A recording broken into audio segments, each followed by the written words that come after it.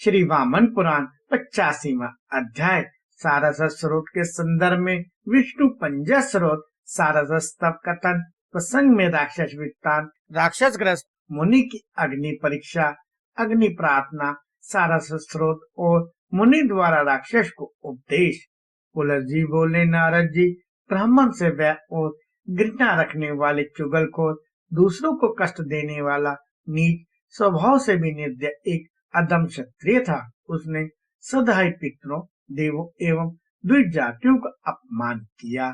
आयु समाप्त होने पर वह भयंकर राक्षस हुआ। अपने उसी कर्म के दोष एवं विशेषकर राक्षस होने के कारण वह नीच पापी अशुभ कर्मों द्वारा जीवन का निर्वाह करता रहा। पाप कर्म करते हुए उसके 100 वर्ष बीत गए। उसी कर्म दोष के कारण जीविका के दूसरे साधनों में उसकी इच्छा नहीं होती थी। वह निंदनीय कर्म करने वाला राक्षस जिस प्राणी को देखता उसे अपनी भुजाओं से पकड़कर खा जाता था। इस प्रकार प्राणियों का संहार करते हुए उस अति दुष्ट का अधिक समय बीत गया और उसकी अवस्था ढलने लगी। किसी समय उसने नदी तीर पर ऊपर उठाए और भली भांति इंद्रियों पर संयम किए हुए महाभाग्यशाली ऋषि को तपस्या करते हुए देखा। ब्राह्मण तपोनिधि पवित्र दक्ष और वासुदेव की आराधना करने में तत्पर उस योगाचार्य ने अपनी रक्षा इस रक्षा मंत्र के द्वारा कर ली थी कि पूर्व दिशा में चक्र धारण करने वाले विष्णु, दक्षिण दिशा में गदा धारण करने वाले विष्णु, पश्चिम दिशा में शांग धनुष धारण करने वाले विष्णु और उत्तर दिशा में खड़ग धारण करने वाले विष्णु मेरी रक्षा करें।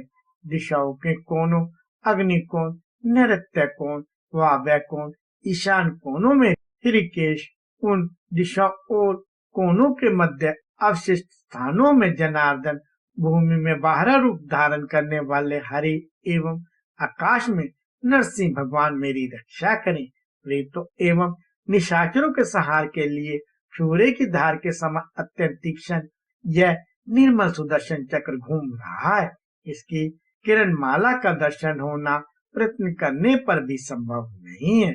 ज्वाला उगलने वाली अग्नि की भांति हजारों किरणों से युक्त यह गदा राक्षसों, भूतों, पिशाचों और डाकियों का संहार करे। वासुदेव का चमकने वाला शांग धनुष मेरे साथ शत्रु का काम करने वाले हिंसक पशु पक्षियों, मनुष्यों, दानव तथा प्रेतों का जड़ मूल से विनाश करे। जैसे गरुड़ को देखकर सांप शांत हो जाते हैं, उसी प्रकार विष्णु के खड़ग की चमकते हुई तेज धार से मेरा अहित करने वाले निष्प्रभ होकर तत्काल शांत हो जाएं। सारे कुष्मांड, यक्ष, दैत्य, निशाचर, प्रेत, विनायक, क्रूर मनुष्य, जृंभक, पक्षी, सिंह आदि पशु और तीर दांतों से काट खाने वाले सर्प आदि ये सभी विष्णु के चक्र की तीव्र गति से घायल होकर मेरे प्रति सरल बन जाए। जो चित्त की वृत्तियां, मानसिक आचार व्यवहार का हरण करने वाले, स्मृतियों को हरण करने वाले, बल और ओज को अपहरण करने वाले, कांति का विध्वंस करने वाले, सुखों का विनाश करने वाले तथा सुलक्षणों के विनाशक हैं, वे सभी कुष्मांड आदि भूत प्रेत विष्णु के चक्र की तीव्र गति से घायल होकर नष्ट हो जाएं। देव देव वासुदेव के कीर्तन से मुझे बुद्धि, मन तथा इंद्रियों की सबलता प्राप्त हो। जनार्दन हरि मेरे पीछे, आगे, दाएं बाएं एवं दिशाओं के कोनों, अग्नि कोण, नैऋत्य कोण, वायव्य कोण, ईशान कोण में स्थित रहे। स्तुति योग्य उन ईशान अनंत अच्युत जनार्दन को साष्टांग प्राणिपात करने वाला मनुष्य दुखी नहीं होता। जैसे ब्रह्म श्रेष्ठ है, उसी प्रकार हरि भी श्रेष्ठ है। वे केशवी जगत के नित्य स्वरूप हैं। अच्युत भगवान के नाम कीर्तन के उस सत्य द्वारा मेरे तीनों प्रकार के अमंगल नष्ट हो जाएं। इस प्रकार अपनी रक्षा के लिए विष्णु पंजा स्रोत का पाठ कर वे खड़े थे। वह बलवान राक्षस उनकी ओर दौड़ा। देवेश उसके बाद द्विज द्वारा रक्षा की व्यवस्था रहने पर वह राक्षस गतिहीन होकर 4 मास तक, जब तक कि ब्राह्मण की समाधि समाप्त नहीं हुई, तब तक रुका रहा।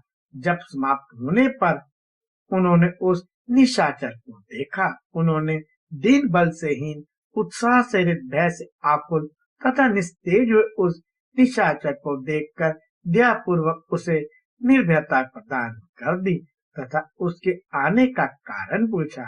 उसने अपने यथार्थ स्वभाववश देखने की इच्छा एवं आने पर तेज का नाश होना बताया। उसके बाद दूसरे और भी बहुत से कारणों का वर्णन कर अपने कम से दुखी हुए उस राक्षस ने ब्राह्मण से कहा, आप प्रसन्न हो जाएं, मैंने बहुत पाप किए हैं, मैंने बहुत से मनुष्यों को मारा है, मैंने बहुत सी स्त्रियों को विधवा एवं पुत्र से हीन कर दिया है तथा निर्दोष और निर्बल प्राणियों का विनाश किया है। आपकी दया से मैं उन पापों से मुक्त होना चाहता हूँ, अतः आप मुझे पापों का नाश करने वाले धर्माचरण का उपदेश दे। आप मुझे इस पाप को नष्ट करने वाला उपदेश प्रदान करें। उस राक्षस के उस वचन को सुनकर धर्मात्मा दुर्योत्तम ने युक्ति युक्त मधुर वचन कहा। निशाचर क्रूर भाव के होते हुए भी एकाएक धर्म के मार्ग में तुम्हारी जिज्ञासा कैसे उत्पन्न हुई? राक्षस ने कहा, मैं आज आपके निकट आते ही बलपूर्वक रक्षा द्वारा फेंक दिया गया। ब्राह्मण, आपके संपर्क से मुझे श्रेष्ठ वैराग्य प्राप्त हो गया। मैं यह नहीं समझ पाता हूँ कि जिसका संपर्क पाकर मुझे श्रेष्ठ वैराग्य उत्पन्न हुआ है वह रक्षा क्या है और उसका आधार कौन है? धर्मज्ञ आर्य, आप कृपा करें, मेरे ऊपर दया करें। आप वह कार्य करें जिससे मेरे पापों का विनाश हो जाए। पुलर जी बोले, उस राक्षस के इस प्रकार कहने पर उन महाभाग मुनि ने बहुत देर तक विचार कर उत्तर दिया। ऋषि ने कहा, अपने कर्म से पीड़ित होकर तुमने मुझसे जो उपदेश देने के लिए कहा है सो ठीक ही है। पापों की निवृत्ति से उपकार होता है, परंतु मैं राक्षसों को धर्म का उपदेश नहीं दूंगा। अतः भले राक्षस, इस विषय को तुम उन ब्राह्मणों से पूछो जो विषयों पर शास्त्रीय व्याख्यान करते हैं। इस प्रकार कहकर वह ब्राह्मण चला गया। वह राक्षस चिंता से आकुल हो गया। मेरे पाप किस प्रकार दूर होंगे, इस विषय की चिंता से उसकी इंद्रियां घबरा गई। पर भूख से कष्ट होने पर भी उसने प्राणियों का भक्षण करना छोड़ दिया। प्रतिदिन प्रत्येक छठे समय एक जीव का आहार करने लगा। किसी समय भूख से पीड़ित होकर विशाल वन में घूमते हुए उसने फल लेने के लिए आए हुए एक ब्रह्मचारी को देखा। राक्षस ने मनु पुत्र को पकड़ लिया। उसके बाद जीवन से निराश होकर उस ब्रह्मचारी ने शांत भाव प्रकट करने वाला वचन कहा। ब्राह्मण ने कहा, भद्र, यह बतलाओ कि तुम्हारा क्या कार्य है, तुमने मुझे क्यों पकड़ा है? तुम्हारा कल्याण हो, यह मैं प्रस्तुत हूँ, मुझे आज्ञा दो। राक्षस ने कहा, ब्रह्मचारी, इस समय मैं ब्राह्मणों से द्वेष और घृणा करने के कारण श्री से हीन, अत्यंत पापी और निर्दय हो गया हूँ। मुझे भूख लगी हुई है। आज छठे समय में तुम मेरे भोजन के रूप में आए हो। ब्राह्मण ने कहा, निशाचर, यदि अवश्य ही तुम मुझे खाना चाहते हो तो मैं ये फल गुरु को समर्पित करके अभी आ जाता हूँ। यहाँ आकर गुरु के लिए मैंने जो फल एकत्रित किए हैं उन्हें गुरु को समर्पित करने के लिए मेरी अत्यंत श्रद्धा है। अतः तुम यहाँ मुहूर्त मात मेरी प्रतीक्षा करो जब तक कि मैं इन फलों को गुरु को देकर लौट आता हूँ। राक्षस ने कहा, ब्राह्मण, छठे समय में मेरे पंजे में आया हुआ कोई देवता भी छूट नहीं सकता। यही मेरी पाप जीविका है। तुम्हारे छूटने का एक ही उपाय है, उसे सुनो। यदि तुम उसे करो तो मैं निस्संदेह तुमको छोड़ दूंगा। ब्राह्मण ने कहा, राक्षस, यदि वह कार्य गुरु की सेवा कार्य में विरोध डालने वाला, धर्म के विषय में बाधा डालने वाला एवं मेरे व्रत को नष्ट करने वाला ना होगा तो मैं उसे करूंगा, केवल तुमसे अपने छुटकारे के लिए नहीं। राक्षस ने कहा, ब्राह्मण, मैंने स्वभावता तथा विशेषता, जाति दोष के कारण तथा विचार शक्ति से रहित मन के कारण सदा पाप का कार्य किया है। बाल्यावस्था से ही मेरा मन धर्म में नहीं अपितु पाप में आसक्त रहा है। इसलिए तुम वह उपाय बताओ जिससे पाप का नाश होकर मेरी मुक्ति हो जाए। जो इस पाप योनि को पाकर अज्ञानवश मैंने जिन पाप कर्मों का आचरण किया है उनसे छुटकारा पाने का उपाय बतलाओ। ब्राह्मण पुत्र, यदि तुम मुझे यह भली भांति बताओ तो मुझे भूख से पीड़ित हुए से निसंदेह छुटकारा पा जाओगे। यदि ऐसा नहीं हुआ तो अत्यंत भूखा प्यासा निर्दय हुआ मैं छठे समय में प्राप्त हुए तुमको खा जाऊंगा। उलझ जी बोले, उस भयंकर राक्षस के इस प्रकार कहने पर मुनिपुत्र राक्षस की पाप से मुक्ति का उपाय कहने में असमर्थ होने से बहुत चिंतित हुआ। बहुत समय तक विचार करने के पश्चात अत्यंत संशय युक्त ब्राह्मण ज्ञान दान के हेतु अग्नि के पास गया। उसने कहा, अग्निदेव, गुरु की सेवा करने के बाद यदि मैंने आपकी सेवा की हो तथा व्रतों का अच्छी तरह पालन किया हो तो सप्तार्ची आप मेरी रक्षा करें। अग्निदेव, यदि मैंने गौरव में माता पिता से गुरु को अधिक महत्व दिया हो तो आप मेरी रक्षा करें। यदि मन, कर्म एवं वाणी से भी मैंने गुरु का अनादर ना किया हो तो उस सत्य के कारण अग्निदेव आप मेरी रक्षा करें। इस प्रकार मन से सत्य शब्दों के लेने वाले उसके सामने अग्निदेव के आदेश से सरस्वती प्रकट हुई। उन्होंने राक्षस के द्वारा पकड़े जाने के कारण व्याकुल हुए ब्राह्मण के पुत्र से कहा, ब्राह्मण पुत्र, डरो मत, मैं तुम्हें संकट से मुक्त करूंगी। तुम्हारी जीव के अग्रभाव को स्थित होकर मैं राक्षस के कल्याणकारी समस्त विषयों का कथन करूंगी। उसके बाद तुम मुक्त हो जाओगे। उस राक्षस से अदृश्य रहती हुई सरस्वती ऐसा कहने के बाद अंतर्ध्यान हो गए। उस ब्राह्मण ने निशाचर से सरस्वती की शक्ति से कहा। ब्राह्मण ने कहा, निशाचर सुनो, तुम्हारे और दूसरे अन्य पापियों के लिए कल्याणकर सारे पापों की शुद्धि एवं पुण्य बढ़ाने वाले तत्वों को मैं कहता हूँ। प्रातः काल उठकर मध्याह्न में अथवा सायकाल इस जपने योग्य स्रोत का सदा जप करना चाहिए। यह जप करने वाले को निस्संदेह शांति एवं पुष्टि प्रदान करता है। ओम हरि कृष्ण हृकेश वासुदेव जनार्दन जगन्नाथ को मैं प्रणाम करता हूँ। वे मेरे पाप को दूर करें। चर और अचर के गुरु नाथ शेष शैया पर विराजमान परम देव गोविंद को मैं प्रणाम करता हूँ। वे मेरे पाप को दूर करें। शंख धारण करने वाले, चक्र धारण करने वाले, शांग धारण करने वाले एवं उत्तम मालाधारी लक्ष्मीपति को मैं प्रणाम करता हूँ। वे मेरे पाप को दूर करें। दामोदर, उद्राक्ष, पुंडरीकाक्ष, स्तवनीय स्रोतों से स्तुत अच्युत को मैं नमस्कार करता हूँ। वे मेरे पापों को दूर करें। नारायण, नर, शौरी, माधव, मधुसूदन एवं धरा को धारण करने वाले भगवान को मैं प्रणाम करता हूँ। वे मेरे पापों को दूर करें। चंद्र एवं सूर्य रूपी नेत्रों वाले कंस और केशी को मारने वाले महाभाव केशव को मैं प्रणाम करता हूँ। वे मेरे पापों को दूर करें। वक्षस्थल पर श्रीवत्स धारण करने वाले श्रीश, श्रीधर, श्री निकेतन एवं श्रीकांत को मैं प्रणाम करता हूँ।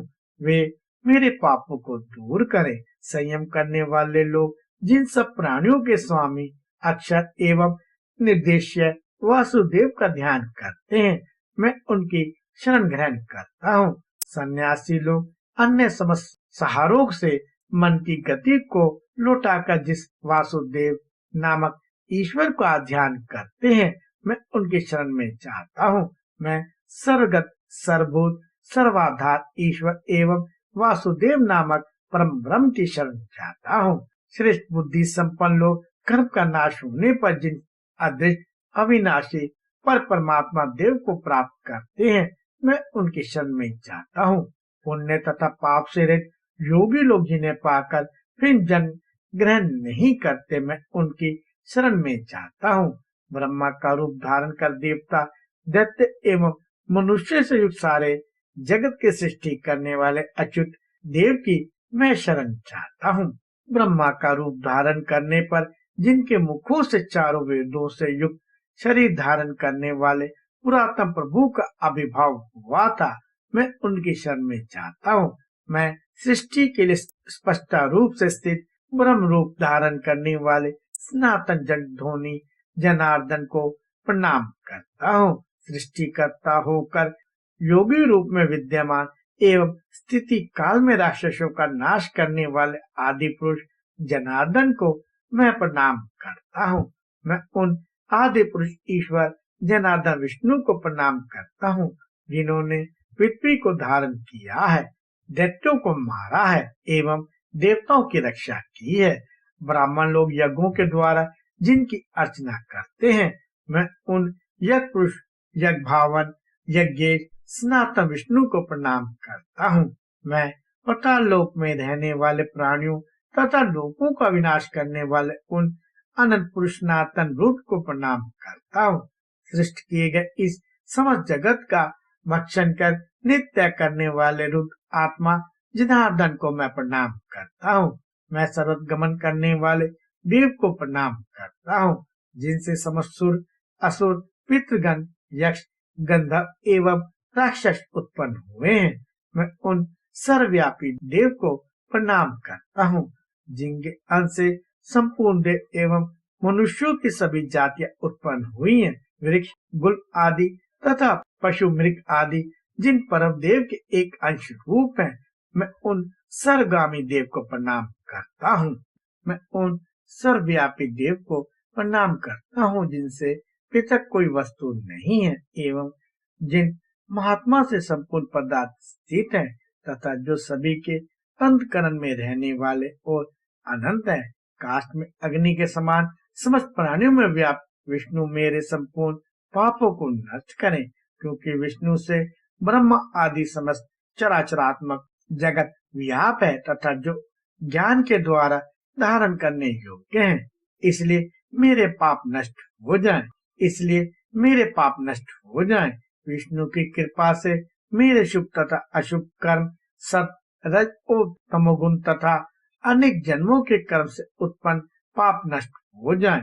शरीर कर्म मन एवं वाणी के द्वारा रात्रि में तथा प्रातः काल मध्याह्न काल अपराह्न काल और संध्या काल में चलते बैठते और शयन करते हुए ज्ञान या अज्ञान पूर्वक अथवा निरहंकार मन से मैंने जो अशुभ पाप कर्म किए हों, वे वासुदेव के नाम कीर्तन से शीघ्र नष्ट हो जाएं। पर स्त्री और पर धन की कामना, दो पर पीड़ा, महात्माओं की निंदा तथा निषिद्ध भोज्य पेय भक्ष्य चोष्य एवं चाटने वाले वस्तु के कारण उत्पन्न संपूर्ण पाप इस प्रकार नष्ट हो जाएं, जैसे लवण रखने वाला मिट्टी का पात्र पानी में पड़ते ही नष्ट हो जाता है।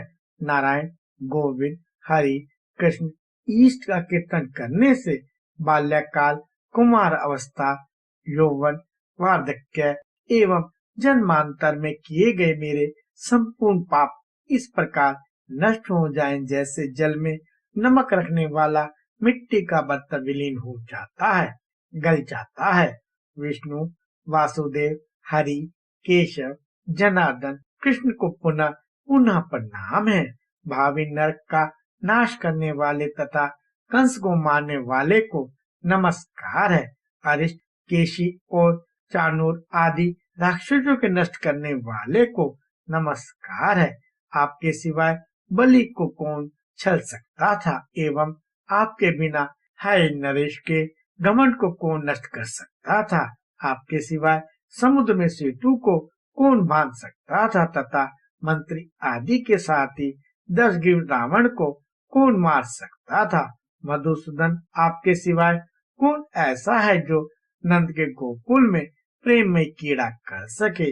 देवदेव आपके सिवा प्रलम और पूतना आदि का वध एवं शासन कौन कर सकता था। इस धर्म में उत्तम वैष्णव मंत्र का जप करने वाला मनुष्य इष्ट और अनिष्ट के प्रसंग तथा ज्ञान या अज्ञान पूर्वक 7 जन्मों में किए गए अपने महापाप को उपासकों, यज्ञ, होम एवं व्रत आदि के पुण्य कर्मों के भी योग को इस प्रकार नष्ट कर देता है जैसे जल में मिट्टी का कच्चा घड़ा नष्ट हो जाता है।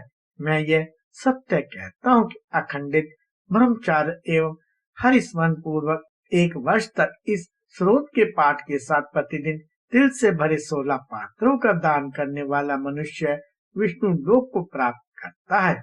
यदि मैंने यह सत्य कहा हो एवं इसमें अल्पमात्र भी असत्य न हो तो यह राक्षस सब अंगों से पीड़ित हो चुके मुझे छोड़ दे। पुलह जी बोले। उसके ऐसा कहते ही राक्षस ने ब्राह्मण को छोड़ दिया। पुण्य द्विज ने निष्काम भाव से राक्षस से कहा। ब्राह्मण ने कहा, बद सरस्वती देवी ने जिस पाप का नाश करने वाले शाश्वत विष्णु स्रोत को कहा है उसे मैंने तुमसे कह दिया। अग्निदेव से भेजी गई एवं मेरी जीवा के अग्रभाग में स्थित सरस्वती ने सभी को शांति देने वाले इस विष्णु स्रोत को कहा है। तुम इसी से जगत स्वामी केशव की आराधना करो। उसके बाद केशव की स्तुति करने से तुम शाप से मुक्त हो जाओगे।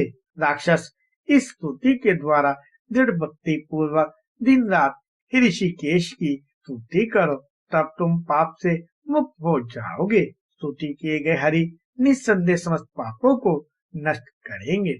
भक्ति पूर्वक स्तुति करने से संपूर्ण पापों का नष्ट करने वाले हरि मनुष्य के सब पापों का नाश कर देते हैं। पुलह जी बोले। उसके बाद आत्मनिष्ठ वह राक्षस ब्राह्मण को प्रणाम एवं प्रसन्न करने के पश्चात उसी समय तपस्या के लिए शालग्राम नामक स्थान में चला गया। वह राक्षस दिन रात इसी शाश्वत स्रोत का जप करते हुए देव क्रिया में लीन होकर तप करने लगा। वहां पुरुषोत्तम जगन्नाथ की पूजा कर संपूर्ण पापों से मुक्त होकर उसने विष्णु लोक प्राप्त किया। ब्राह्मण, मैंने तुमसे ब्राह्मण के मुख से सरस्वती द्वारा कहा गया विष्णु का यह शाश्वत स्रोत कहा। वासुदेव के इस श्रेष्ठ स्रोत को पढ़ने वाला मनुष्य संपूर्ण पापों से मुक्त हो जाएगा। इस प्रकार श्री वामन पुराण में 85वां अध्याय समाप्त हुआ।